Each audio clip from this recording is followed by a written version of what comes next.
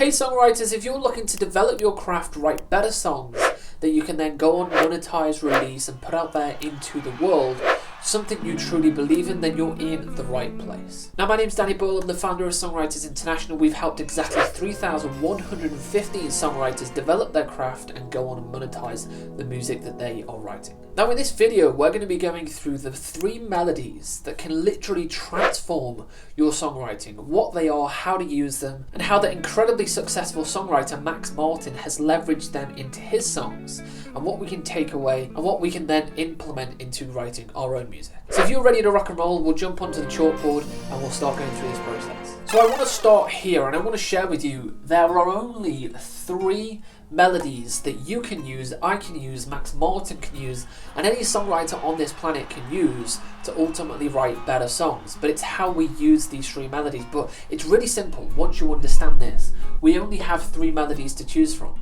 and when we can leverage them, it makes everything so much easier. But what actually are these 3 melodies? So here they are. We've got static, we've got conjunct, and we've got disjunct. They are the 3 melodies that you can use. And fundamentally what these allow us to do, the keyword that you want to be taking into your melody is contrast. These melodies allow you to create contrast. These 3 melodies are different to one another. And if you have this hypothetically in a verse, this hypothetically in a pre, and this in a chorus, and I'm going to walk you through how to do that, what do we have? We have contrast. Now I first of all just want to go back to some basic principles of melody. Melody is how we ultimately create this, which is a hook.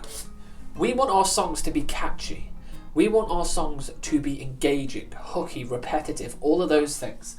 The way that we do it is through the hook, and we do that through the melody. Now what I also want to teach with you is what I share with a lot of our private students, is that your song is a roller coaster. Your song is a 3-minute, a 4-minute, a 5-minute, however long your song is, it's a roller coaster. What do I mean by a roller coaster?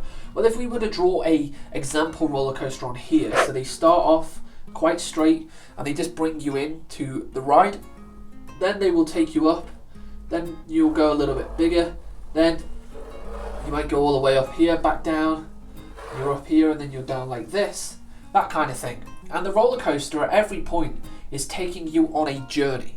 Your song is very much the same. Your song is just like the roller coaster. Your song is a journey, a melodic journey, a lyrical journey.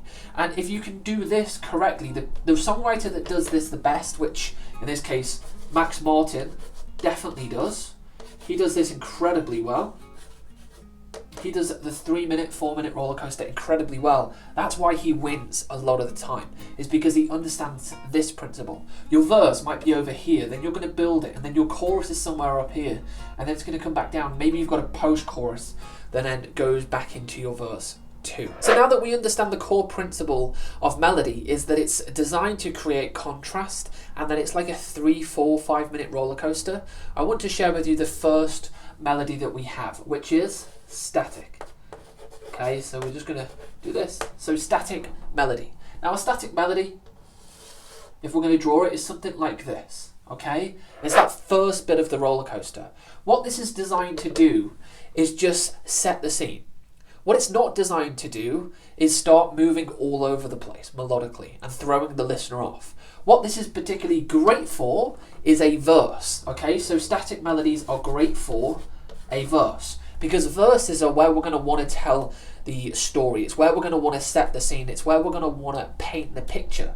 And if we have a melody which is moving all over the place whilst we're trying to set that scene, it's going to throw the listener off quite a lot. So what Max Martin does in a lot of his songs is he will just start with a very static melody in the verse, which allows us to do exactly that, which is set the scene, paint the picture, and just bring the listener quite nicely into that start of the song. So what I've done, I've got the good trusted guitar out, and no pun intended, but it is called a Martin guitar, and we're going to actually go through this. We're going to go through a static melody in a verse setting. I'm going to give you an example of just an idea that I'm going to create off the top of my head for the purposes of this video, to show you that it's not too difficult and that you can do it. So pick any chord progression and then go ahead and start trying to create a melody that is not moving very much. So something like this. 1, 2, 3, 4. Da, da, da, da, da.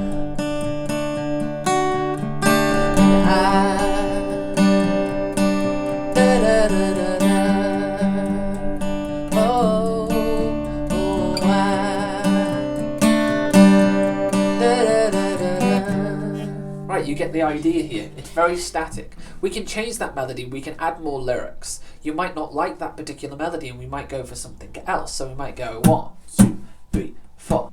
Do you believe that we got down? Do you believe that we got down?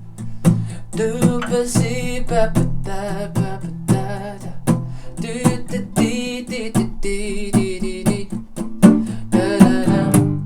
something like that. And again, it's still static, but it's a little bit different. But what we're trying to create in our heads is a melody that is not moving very much. A melody that is static, and it's great, like I say, for the verse. Particularly if we're really getting into the weeds of the lyric and we're really painting the picture, okay? So let's say we were writing a lyric like, I want to hold your hand in the verse, and we maybe make it a little bit more poetic and we say, I want to grip a hold of the fingertips and lock them into mine.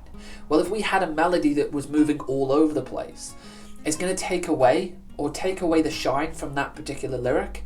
Where if we just go with a nice static melody, it's going to allow the light to be shining on the lyric as opposed to the melody. So now that you've understood static and how we actually go about creating a static melody, the next melody I want to go through is what we call conjunct. Okay, so how we actually use this in our song and how you can do it. Now, conjunct looks something like this. And the best way I can explain it to you, it's a little bit like a wave, okay? It's a little bit like a wave, so imagine it like that. Now you can use these in any part of your song, whether that's a pre-chorus, a verse, a chorus, or anywhere else. I typically tend to use them in a pre-chorus. That's my personal preference. That's where I like to take them, in a pre-chorus. And again, conjunct, just little bits of movement. It's not the static melody that you've seen before, which had no movement whatsoever. It's designed to have that little bit of variation in that melody. Okay, so let's give you another practical example of something that I'm going to create off the top of my head, using this in my head to try and create that particular conjunct melody. So here we go. 1, 2, 3, 4. Why I don't know why to be so when I feel da-da-da. So you can see how I'm trying to create that wave. So I don't know why take me but da-da-da-da-da. And then we could finish that off with a static melody towards the end. And here's another example with a different set of chords, but using the same theory. And I feel like I'm falling, don't you know why we could be apart? Take it, every time you walk away.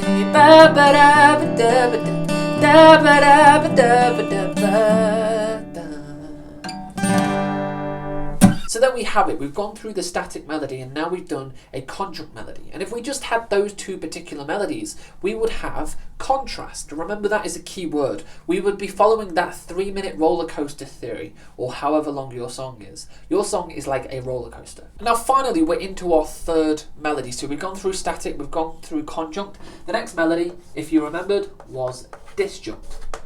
Okay. So, what does disjunct actually look like on the whiteboard? Well, these are what we call, you could also call these spikes, okay?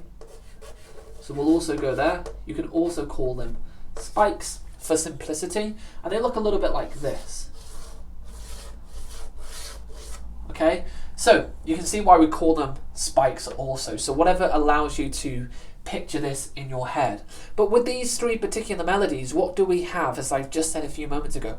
Contrast, and contrast is the key to a great melody. But let me give you some example of the disjunct melody. Now I must also tell you that the disjunct melodies, or the spikes, are particularly great for what we call the chorus. Okay, so we'll pop that in at the bottom, chorus. Okay, if you can see that, they are great for a chorus. So static is great for the verse, disjunct is great for the chorus. 1, 2, 3, 4. So don't you go be everything you want to be. Don't you go and be your mom. I can feel you over me. So give me your love and cause I can be the only one. Don't you go and leave me your love. Now, what I did there is I did spikes or disjunct melody. I didn't do it throughout the entirety of the chorus, but the moments where I was going, I feel like falling, don't you? Why can't you be my... Any time that I was spiking the melody is where we were using disjunct melodies. So you don't have to do it throughout the entirety of the song. It doesn't have to look something like this. Hey, mom, I feel when you go. It doesn't necessarily look like that. In the format of a song, it looks a little bit more like the example I give then, or something like another example like this. So when you fall apart, don't come back to me. And when you feel your heart, everything that should be. Now you can see hopefully there, based on this still being on the chalkboard, where I was trying to land the spikes and the moments where I was like, doing those kind of things. Another great tip that I'll share with you that I use and hopefully will be helpful for you is to literally use my finger as a graph. So when I'm doing the melody, so don't you go, my love, I know I can't be. Right, and I know with my finger that it's moving melodically because I'm doing it in my head, but I'm doing it physically. So what I am going to do now, I'm going to put all of those three melodies together in an example. So we're going to take the static, and then we're going to take the conjunct, and then we're going to take the disjunct, okay, or spikes you might also refer to it as, and we're going to put it into an example idea. Okay, so let's go for an example with the three melodies. So don't worry so much about the lyrics, this is just an example, and you can do the same. The focus is on the melody and creating the word contrast. So let's go ahead. We're going to use some simple chords, and we're going to actually look at doing this throughout the song. 1, 2, 3, 4. I've been trying to forget you, but you're always on my mind. Whatever gotta do. Okay, so we're using the static melody in that verse, for example.